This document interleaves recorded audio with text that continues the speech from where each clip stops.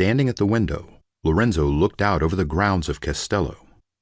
The sun was setting, and his father would wake soon. He was 10 now, and they'd come to Florence for him to begin officially training as a warrior in the camp, under Marco's direction. He felt both excited and nervous to begin this journey. On one hand, he couldn't wait to join the other young boys and to train in earnest. Of course, he'd practically grown up in the camp in Belrosso, but he'd never been allowed to engage in mock combat with the adult warriors.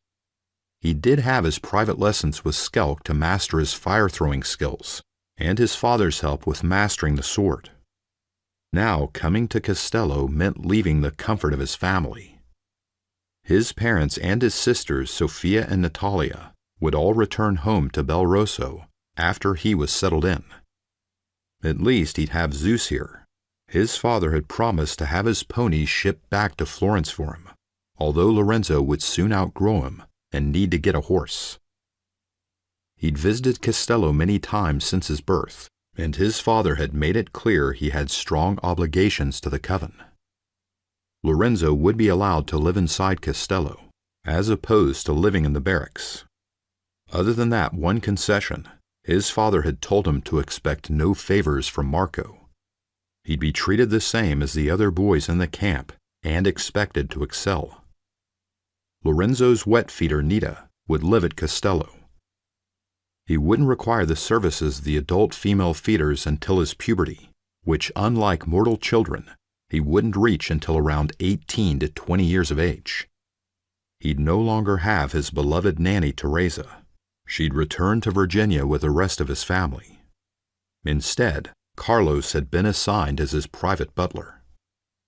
Yesterday he'd met Uberto, who would become his new tutor here in Italy. Enzo, too, would remain at Belrosso, teaching his sisters. Lorenzo felt like he was being ripped from everything and everyone he'd known in his highly guarded life. He was aware now of how different he was. He'd been taught the differences between the mortal and immortal world, although he'd found that lesson hard to grasp.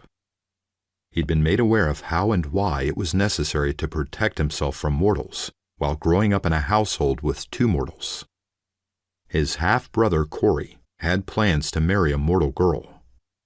He understood Corey would never have been able to mate with an immortal.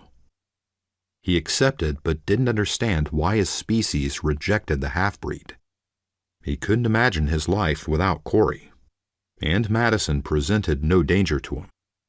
Corey's mortal mother would come to visit from time to time, and she was always welcomed into their home with loving arms. There was, of course, his Uncle Luca and Aunt Shannon.